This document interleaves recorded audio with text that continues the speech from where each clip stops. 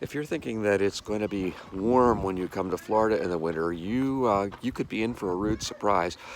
We are in, we're near Apalachicola. We're in a little town called Carrabelle at the Sunset Island RV Park. And the temperatures here continue to be pretty cold. Cold in the evening, but the sunshine is warm. This is late February. So we're in the northern part of Florida. I understand that in the southern part of Florida, it's really, really nice right now. So keep that in mind if you're going to travel down here. But we're ready to go out and do a little exploring of Apalachicola itself. And there's a Maritime Museum. We're going to look to see if we can see the world's smallest police station in Carabelle, and a house made with bottles, and maybe find some good seafood. We are really still searching for a really nice, good waterfront, beautiful view, great tasting seafood restaurant. Maybe today will be the day. And this is Miles and Smiles.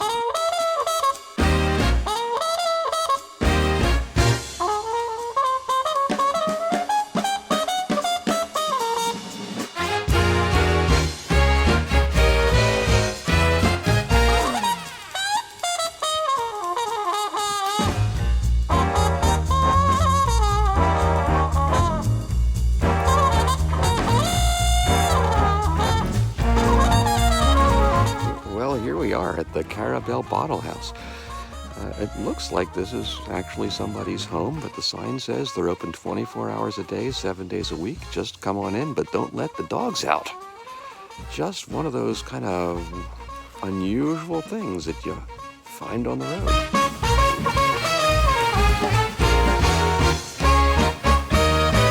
Yeah, no one actually lives here, but it looks like a little tourist center. And indeed, what you see on the outside is the bottom of the bottles, and what you see inside is the tops. Yeah, it's almost like being in a church with all the stained glass windows, except these are, well, stained booze and beer bottles.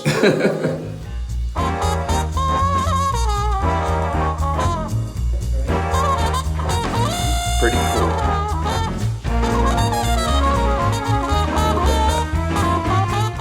To me, what's cool about this is it's just really somebody's passion.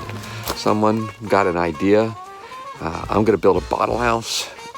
They did it because they loved it. They did it because they wanted to create something unique and beautiful. And they did. And then they just opened it up to the public. No charge or anything. They accept some donations if you want to make some.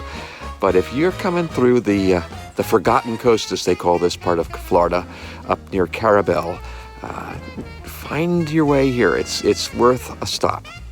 Pretty cool place. Yep, I like it.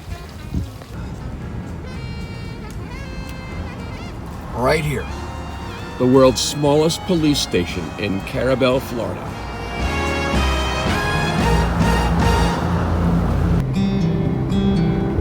Carrabelle Beach.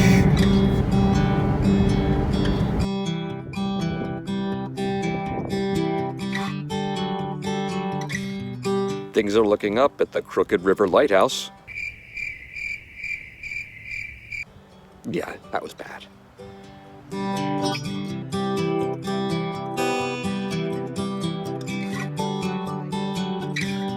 If you want a vacation in Apalachicola, these houseboats are for rent, for vacation rentals at vrbo.com, houseboats at Riverwatch.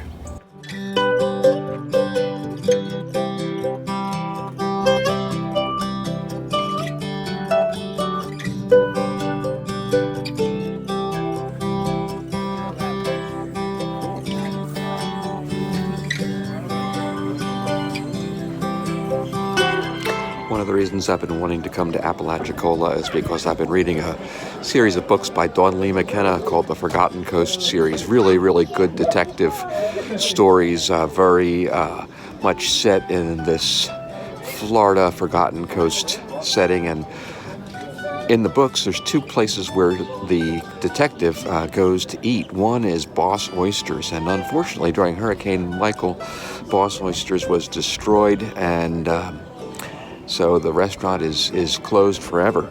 Another place is Up the Creek Raw Bar, and that's where we are today. And of course, Apalachicola is the self-described oyster capital of the world. I have never had a raw oyster, and frankly, today's not going to be the day. But we are going to get some different kinds of cooked oysters that look just really, really yummy. And enjoy this beautiful view from the deck. We're inside a little bit, but eating with a bay view, and hopefully have some real memorable cooking. Carefully studying the menu here at the Up the Creek Raw Bar. So those are the oysters Rockefeller. No, those are. And this is the Julie. Oh, okay, yeah. With the cream. Mm-hmm. We also couldn't resist ordering the conch cakes. With mango, red peppers, and some kind of sauce. What was it? Some kind of a key lime sauce. Oh yeah, key lime sauce. So we had our oysters at Up the Creek Raw Bar. What did you think? They were delicious. I'm always leery of oysters for some reason, maybe because I think people eat them raw. Mm-hmm. But cooked, they're very good. I've always liked, I had oysters Rockefeller once, and this time it was as good as I remember from last time. Yeah, they were really delicious. In fact, they were barely cooked, is the way I would describe them. They were very, very tender and sweet and not fishy at all like oysters I've had in the past. This was a really great experience. Delicious. And a good view. And a gorgeous view if you're in Apalachicola.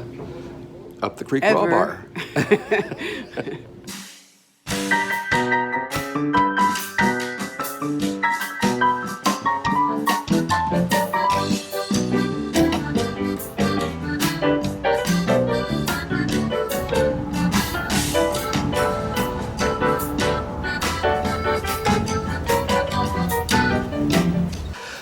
We've just arrived at our campsite at Rainbow Springs State Park near Dunellen, Florida. Yeah, Dunellen, Florida. Some of you know we used to live in Dunellen, New Jersey. It's spelled different, but it's spelled different, but it's spelled different, but it's pronounced the same way, if I can pronounce anything at all.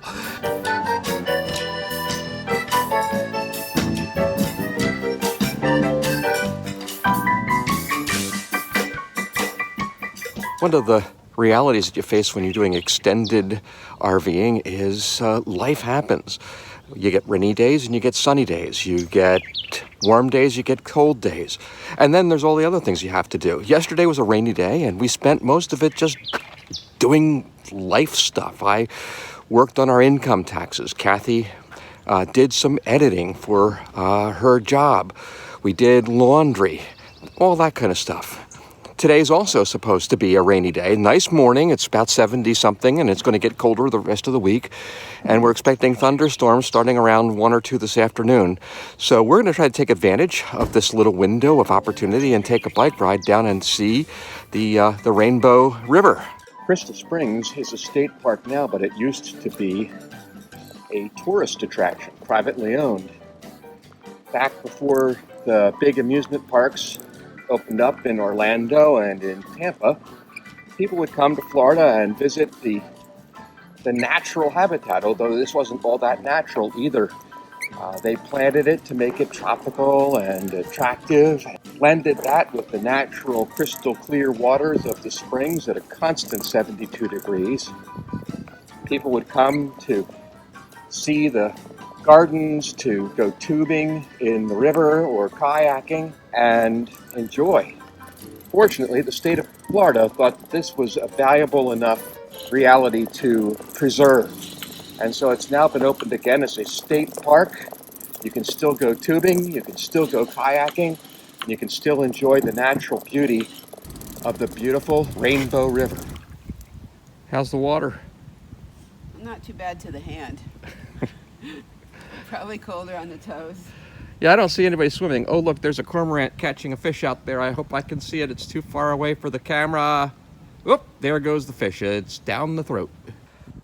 Now, being in a state park, if you look at the habitat back here and see how it's all torn apart and dug up, you might wonder what the heck is going on. Is this Florida overdevelopment, but in fact it's just the opposite of that.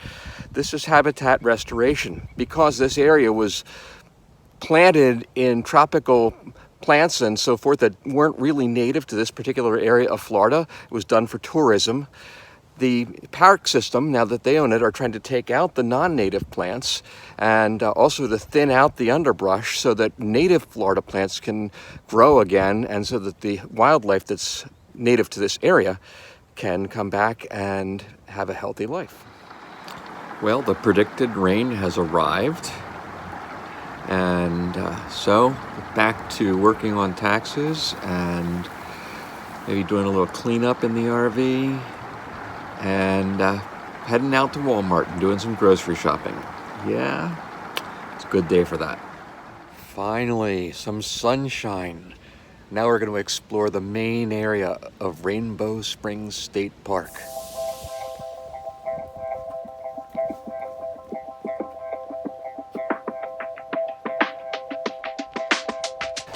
The water temperature here in the springs is a constant 72 degrees year-round. But the air temperature today is about 60 degrees, and that, for me, is way too cold for swimming.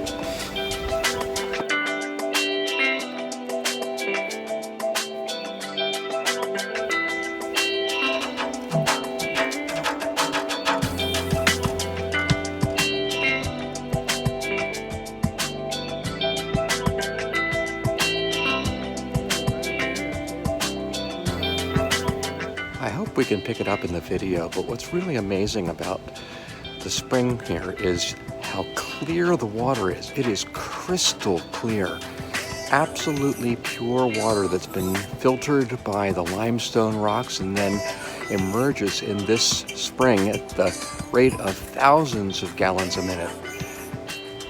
It's just something you've never seen anywhere else.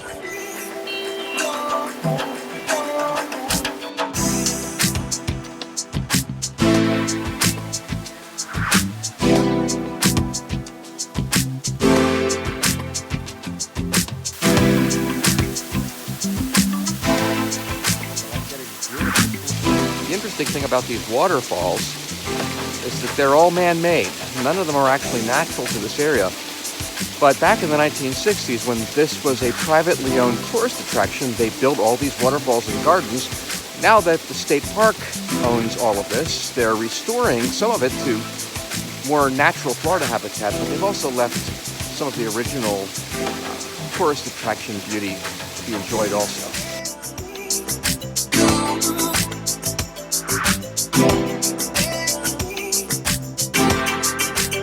So there's 3 different lengths of trails. Which one do you want to take, Kathy? The roads diverged in Yellowwood, and I took the shortest one. All right.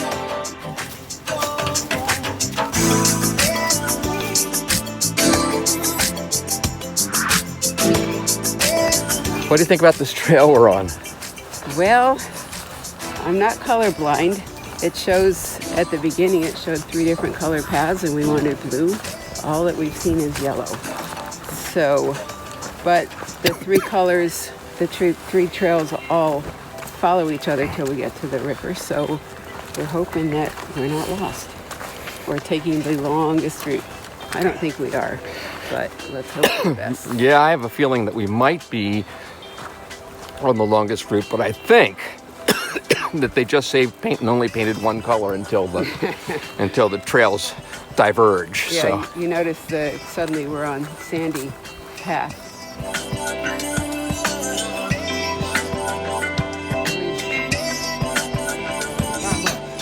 we're going down to the river, down to the river, down to the river to pray, yay, yay, yay, down. Okay, that's enough of that. Okay, what I think we figured out is that the brown loop on this map is actually the white route on these fence posts. Go figure.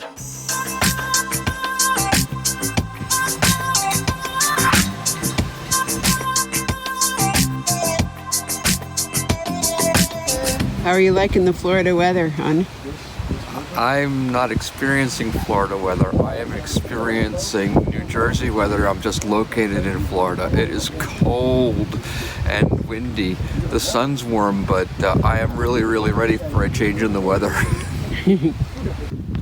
This mound here is basically a Native American landfill.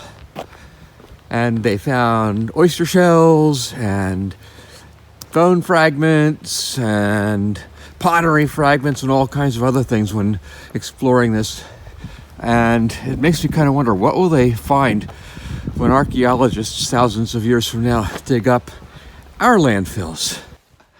Even though I complain about the cold, I gotta admit, this is pretty impressive. This mound that's behind me was made by the ancient river people, Native Americans.